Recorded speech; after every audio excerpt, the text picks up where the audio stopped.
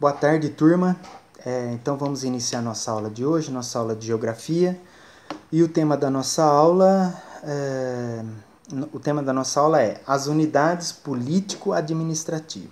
Então presta atenção na aula, um vídeo curtinho, mas eu vou pedir para depois vocês responderem duas questões, tá? Lembrando que esse conteúdo está no nosso livro, tá bom? Então vamos lá.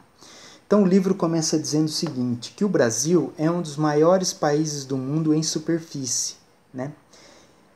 Você tem, por exemplo, em primeiro lugar, a Rússia, depois o Canadá, China e Estados Unidos, tá?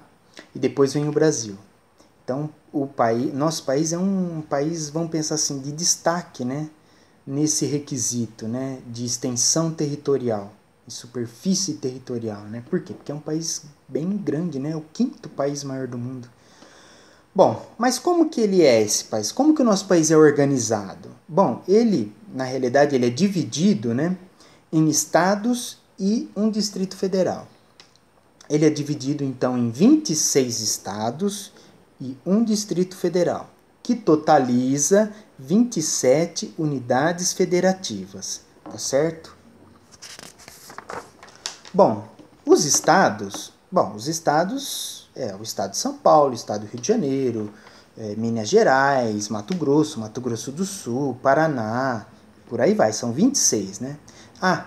Lembrando, depois eu vou colocar uma tabelinha para vocês copiarem dos estados, tá? Os estados e as siglas, tá? Pra gente, depois as regiões também, mas isso aí mais para frente, mas eu vou colocar. Eu só tô fazendo esse parênteses aqui para eu não esquecer, tá? Bom, tudo bem? Então vamos lá. Os estados, hoje que eu estava falando dos estados, né? Os estados são divididos em municípios, né? E no Brasil há mais de 5.000 municípios. E em geral, esses municípios são divididos em duas áreas, a área urbana e a área rural, né? E a maioria desses municípios, ele faz limite com outros municípios vizinhos, né? Que geralmente são marcados por uma estrada, né? Ou um rio, uma serra, e muitos essa divisão a gente não consegue ver, né?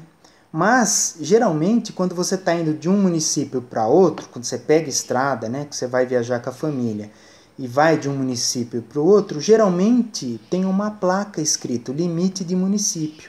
Ou seja, ali tá, de uma certa forma já está fazendo essa divisão, né? Você está entrando num novo município. Tudo bem?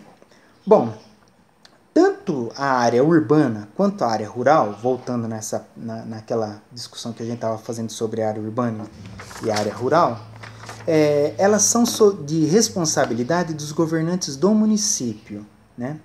E na área urbana, onde se localiza a prefeitura e a Câmara Municipal, tá?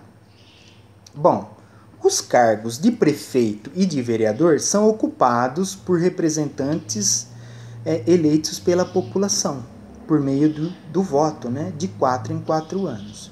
Então, na prefeitura, a gente elege o prefeito e o vice-prefeito. Na Câmara Municipal, os vereadores, tá certo?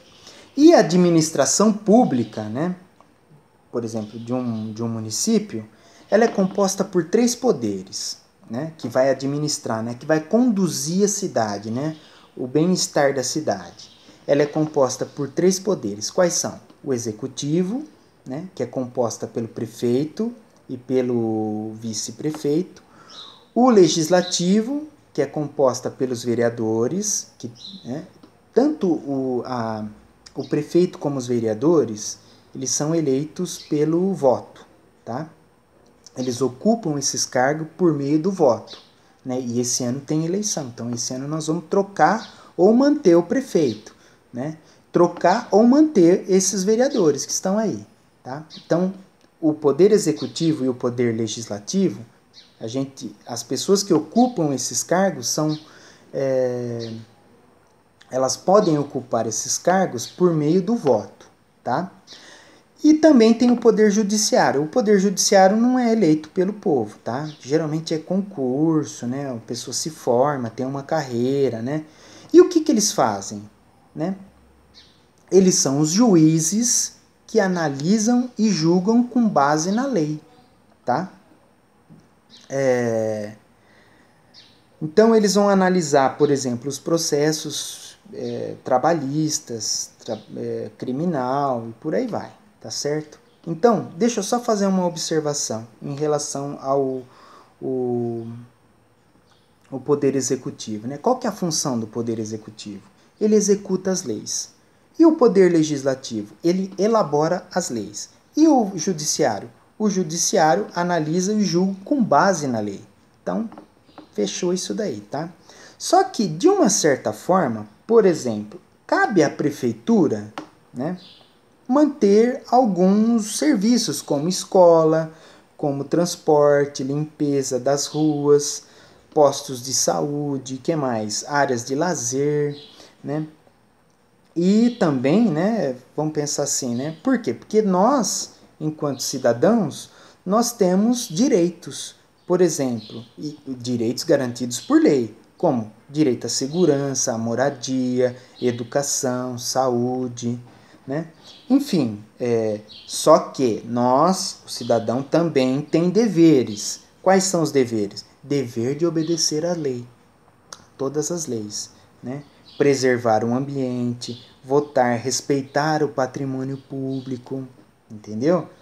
Então, lembra que muitas vezes na sala de aula, é que agora não tanto, né? Mas tinha uma época que aluno rabiscava a carteira, né? Olha, tá vendo como são deveres que estão nas leis, hein? Nas leis. Tanto é que se apronta alguma, né? O aluno quando apronta alguma, geralmente vai o conselho tutelar, que é, né? O que o conselho vai fazer? Ele vai cobrar responsabilidade. Por quê?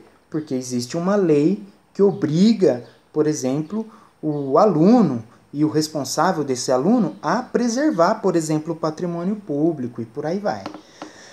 Bom, gente, basicamente é essa aula de geografia, uma aula bem legal. O vídeo passou um pouquinho, deu 7 minutos, mas a gente vai encerrando por aqui então para não ficar muito extenso.